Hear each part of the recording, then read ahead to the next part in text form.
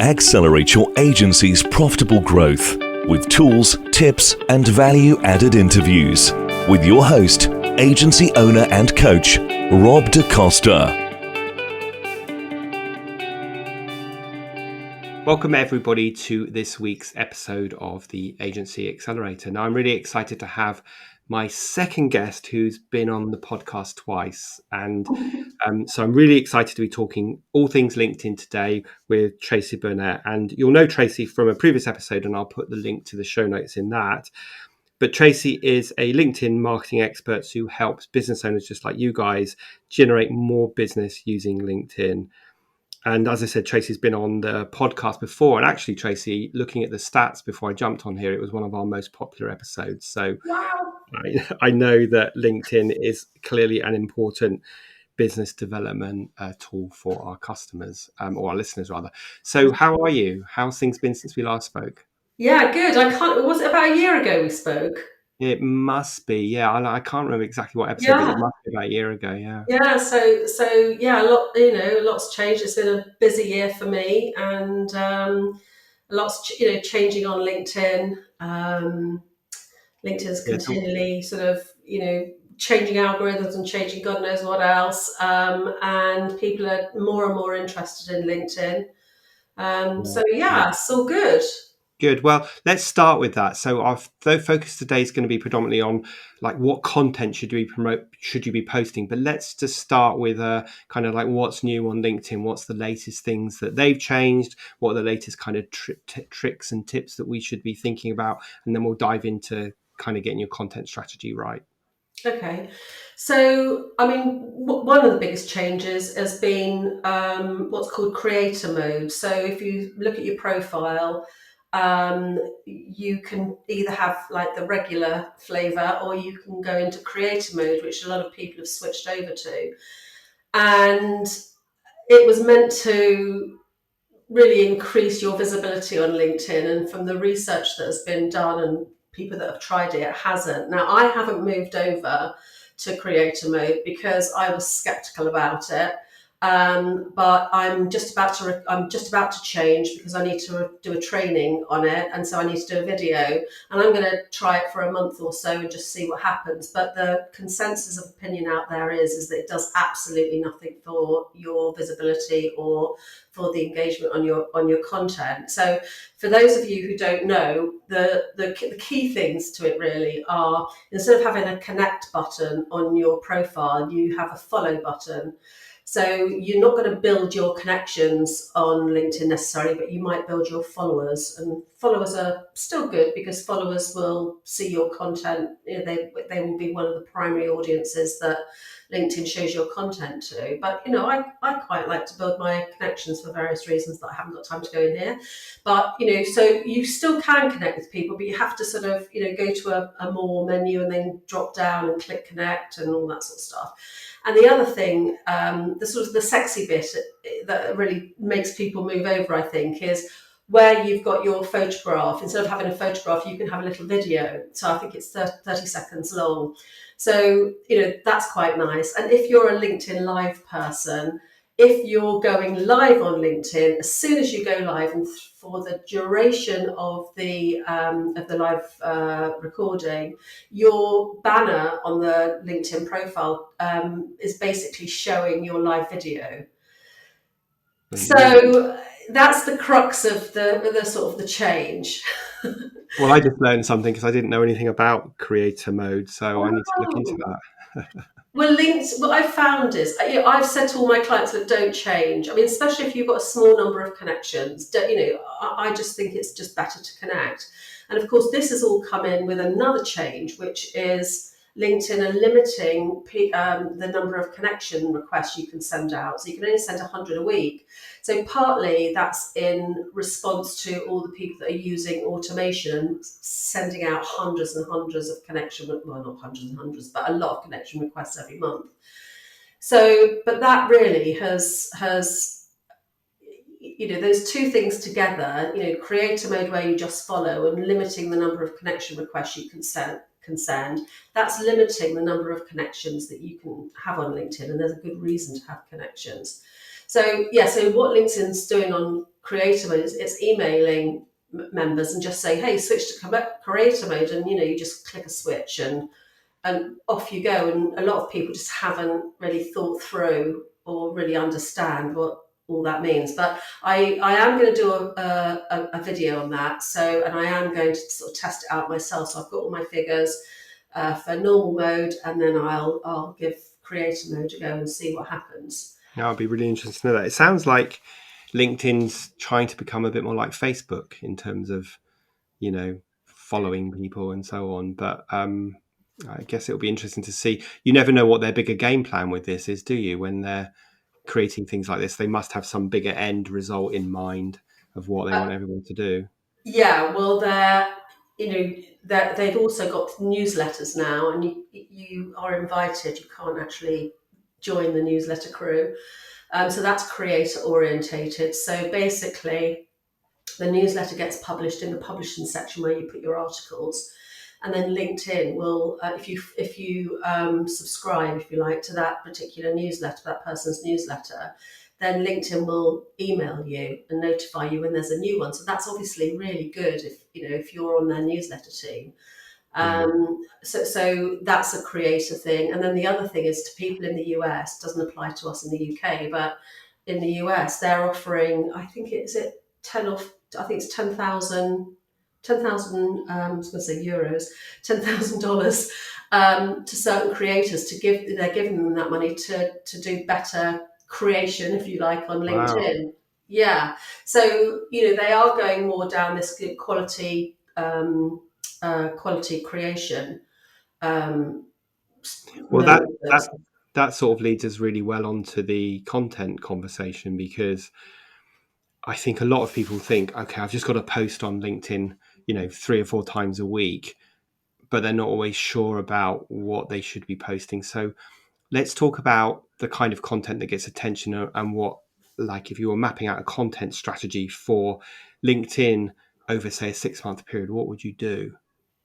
Okay, so there's a number of different questions there. So if I'm doing a content strategy, then I would first of all decide what my content pillars are. So what are the sort of main pillars that you want to talk about? So for instance, for me, I have like a 3-step process that I take all my clients through. So those are 3 obvious pillars for me. And that's like an unshakable business foundation, which is the marketing message and audience and product and pricing, all the basic stuff for you, Rob, and your audience.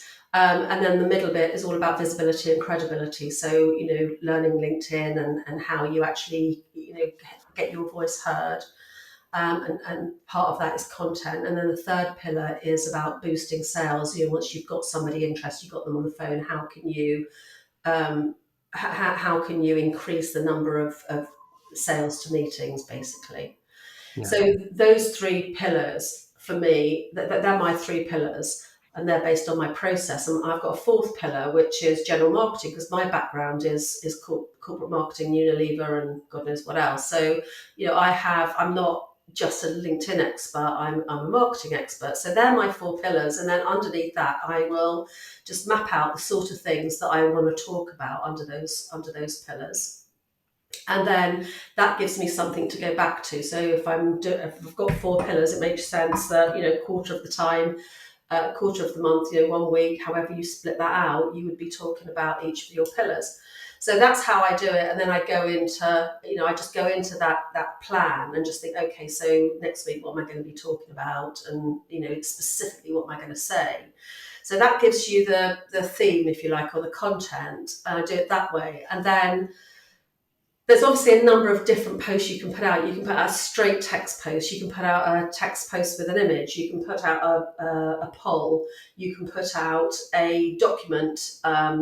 So in the image, you can just click through. So it's just a PDF, so a document post or carousel post. And then, of course, there's video. So there's a number of different things you can do. And LinkedIn is notorious for not telling you what they're doing. They don't announce really any changes they make, or, so you don't really know what's happening with the algorithm, for example, until you see your views suddenly plummet on something. But at the moment, polls are getting good traction, and videos aren't. They never do as well on views, but the document posts do well as well. And one of the reasons for document posts doing well is that there's longer what they call dwell time. So people spend longer on a post that's got a document, because if they're scrolling through 4, 5, 6, 10 pages on the document, then obviously you're staying on that post longer, and LinkedIn will mark you up. So the current sort of research says is that you get an 80% uplift in engagement, or views. If you on a poll, a document, you get 10%. Video, you get 5%. So that's the increase in the reach. That's generally the views, and the views are things. A view is counted in two different ways. One is they're scrolling through the newsfeed and they see your post as they're scrolling through. That's a view. But on a video post, a view is counted as somebody that's playing the video for 3 seconds or more. So you will always get less views on a video post, but in theory, the quality of the view is higher. Yeah. Sure. Yeah. And so would you say that someone should be doing all of those things, or picking a few of those things that you just mentioned? So that's the text with image, poll, document, and video. That's 5 different types of media posts that we could shoot.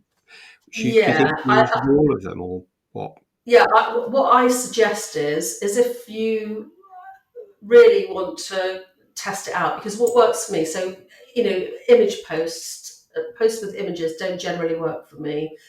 But and the other caveat there is just because it didn't work for me last month doesn't say it doesn't work for me this month. So I'm always testing things out on LinkedIn. So what I would do is I would do a mixture of those posts over a period of say 6 weeks minimum, and just just keep a note. So the best way of doing that is on a piece of software called Shield, and that is, if you actually have the paid version, which I think it's about £16, something like that. Don't hold me to that. £16-20 a month. It will analyse all of your posts. So it's absolutely brilliant. So that's a good way of just seeing what's working and what isn't. And also you can, having that, you can go back over a year or so and just think, okay, what's been my highest performing posts or top 5 posts, and then rehash them or do something similar and see if the same thing applies. Yeah, so that's sorry to interrupt you. It's useful to know about Shield, because my question was going to be to you, otherwise how do we measure? Yeah, okay. The other way of measuring, obviously, is just you have to do it manually, and so I just do it on a spreadsheet. So I just put each post of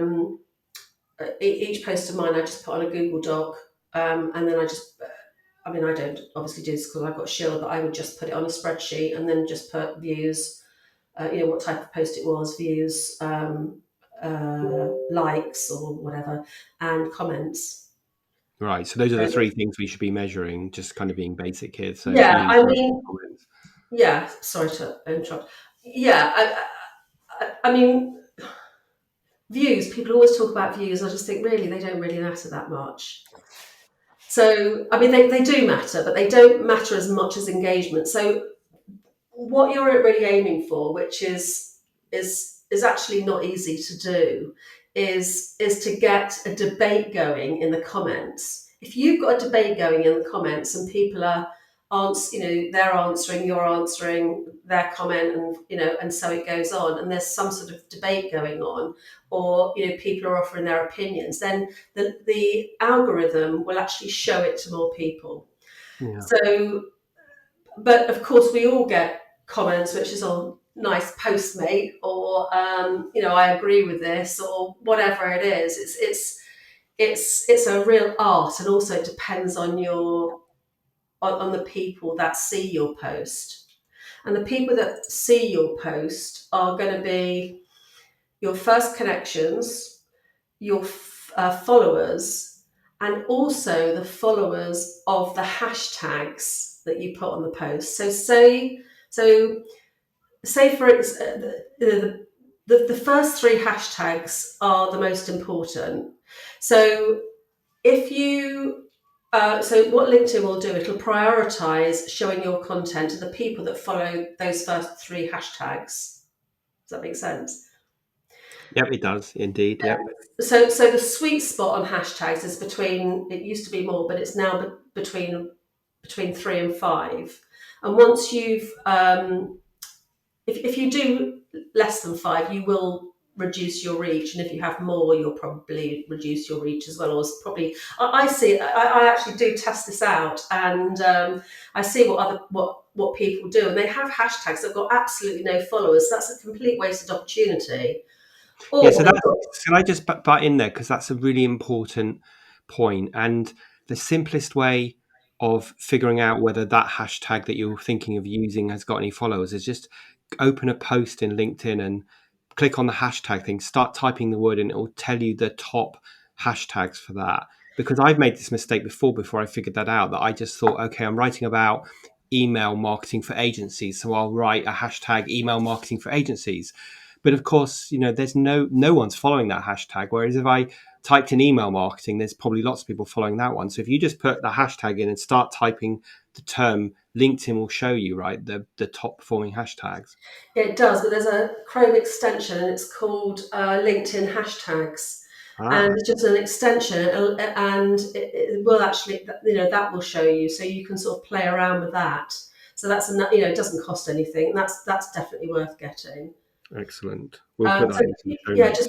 And also you can always see the people that have just taken a Facebook post or an Instagram post and they've just cut and pasted it. They've probably got somebody that's not very experienced just basically repurposing the content across different platforms, and they've got 3 million hashtags on this. Complete waste of time. Yeah, good. And I would create your own hashtag. So I've got LinkedIn with Tracey Burnett. Always ideal to put your name. I mean, it takes time to build that, but it sort of creates some sort of community. And if I've got people that I follow, and I just click on their hashtag and I can see all their posts.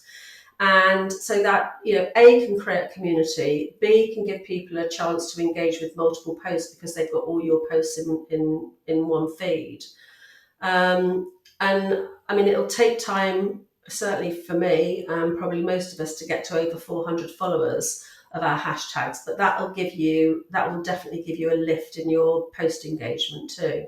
So how do you create a hashtag? Just by simply typing it in to your post and then using it every time in all your posts? Yeah. So I just put on my posts, something like, please show me some love and follow my hashtag LinkedIn with Tracey Burnett.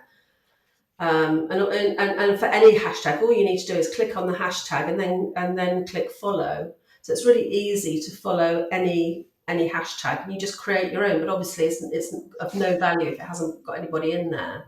Yeah. But, I've put that on every post probably for 2 or 3 months, and I don't know how many people I've got, 20 or something. So it does take time to build, but it's definitely But it's like every single robust deliverable business development strategy takes time. And as I always say to people, if you don't start it today, you'll never get to the results you want to be tomorrow, whether that be the number of followers or connections or leads or whatever it is.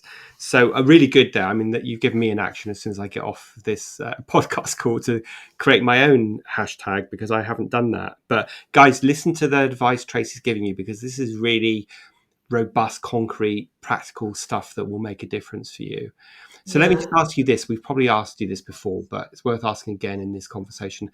How many times a week do you think someone should be posting on LinkedIn? Okay, so I try and post every day. It can be a real struggle sometimes, and it's better if you do it in advance. So, ideally, I'd post 3 times a week: Tuesday, Wednesday, Thursday.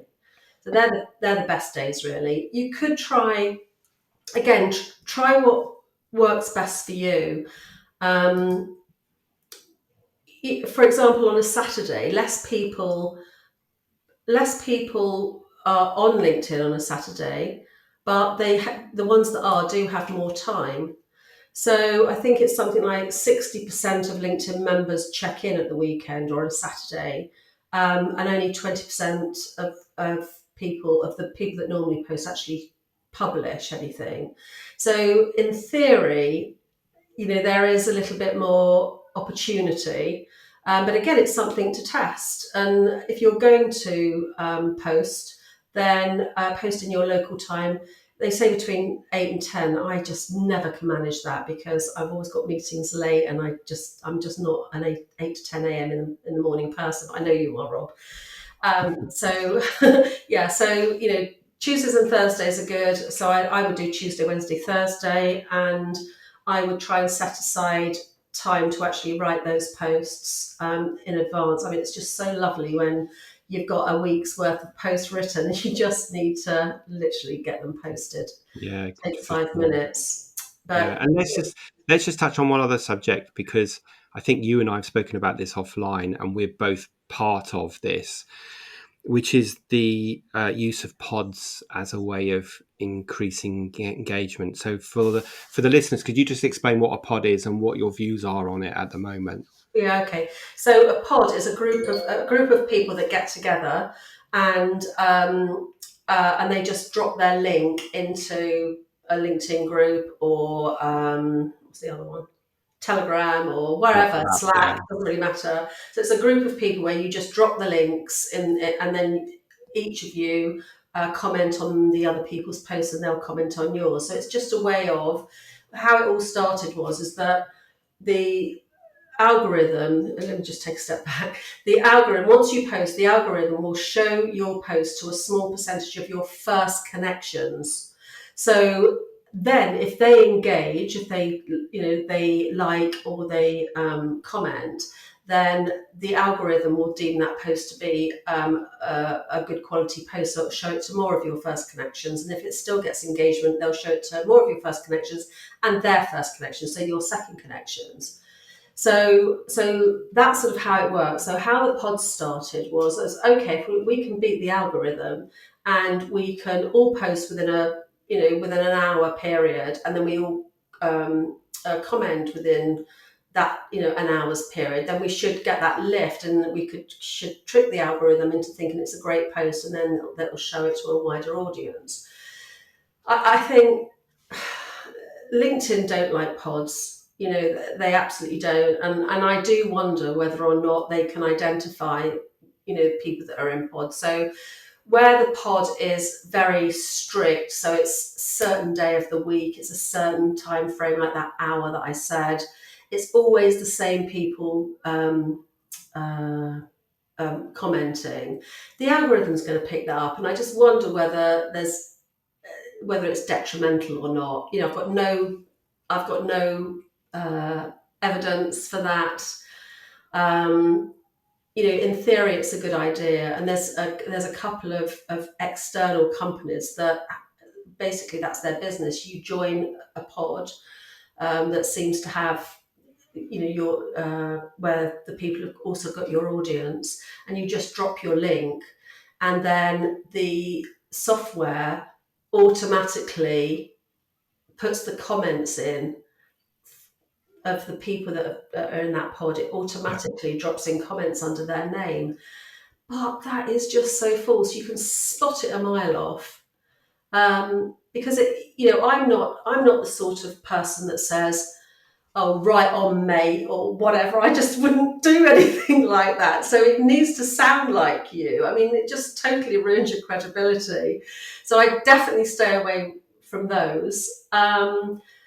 It's I don't know. I think people are moving more and more away from pods, really. Yeah, and I think I would concur with that, because I know Tracey and I have both been part of another pod before, and I've actually just stopped posting in that pod now for all the reasons that you've just said. First of all, quite a few. There was 30 or 40 people in it, right? And some of those people just were not my target audience. You'd be thinking, why is a Salesforce salesman commenting on my agency post? It didn't make any sense. And having been investing that time, which is sort of an hour or 2 hours a week on it, I have just concluded that the return on investment isn't worth it. So I've Yeah. stopped in that pod now. Yeah, so then returning to the original question about when should you how often should you post? Post as often as you can, but make sure if the idea behind posting is to get as many people commenting on that post as possible. So then it follows that it should be a high quality content. So don't bang anything out for the sake of it. I mean, there's so many people that say, I'm attending this event today and just put the event details. I mean, who cares? I just don't care. I want to learn something, or I want to sort of have a different point, hear a different point of view on something. That's the sort of post that I personally would engage with, and people that I would follow. Somebody that's going to enrich my life in some way. Yeah, So so that's I think I would concentrate on the quality and really honing in. That's why, again, Rob, you and your audience are on this, but you've got to be very, very clear about your audience, very clear about the challenges they have, and very clear on where they want to go in life or in their business. And once you know that, then the content of of your posts is going to be so much higher quality. Yeah, so that's like your pillar one of your 3-pillar process, right? That Yeah. establishes that. Yeah, so I completely agree, and I think this asking yourself this question when you're writing a post which is will my audience care about this, is actually a really good benchmark to decide whether this is a good post or not. Because it's interesting. I did post a personal post this week that you probably saw. Yeah, I I did. very rarely do, but actually that post did really well. So you could argue that I'm contradicting what I'm about to say. But if you're clear of your audience and you're asking yourself, will they care about this? Will they be interested? Does this actually add any value to their lives? Then if the answer is yes, it's a good post. If the answer is no, then perhaps it's a bit too of an introspective post, or you need to revisit the idea that you had. Yeah, but I think people need to see the real person as well. And I think that post that you did, Rob, just showed another aspect of your life and just added a Yeah. different dimension to you as a person. And I think, I'm an introvert. I don't really like posting what's going on in my life. And I don't necessarily think LinkedIn is really the right platform to be doing that all the time like Facebook is. But I've been thinking, obviously video is quite good. I mean, this week I went totally out of my comfort zone and posted and you probably saw it, Rob, Yeah. the bloopers video, which showed a completely different side to me. Yeah. And I didn't put any sound on it because I'd sworn a few times in it, so I decided not to do that. It was off brand. But anyway, but it's taken me 4 years to do that. But But maybe there's more. Maybe there's a lesson for both of us here, because maybe that point about showing you are human and the whole full version of you is really good. And just for the listeners' point of view, in case they're wondering what I posted, I just I simply posted the fact that my partner and I have launched a new YouTube channel, a new website, which is documenting our travels, and that's not an agency thing.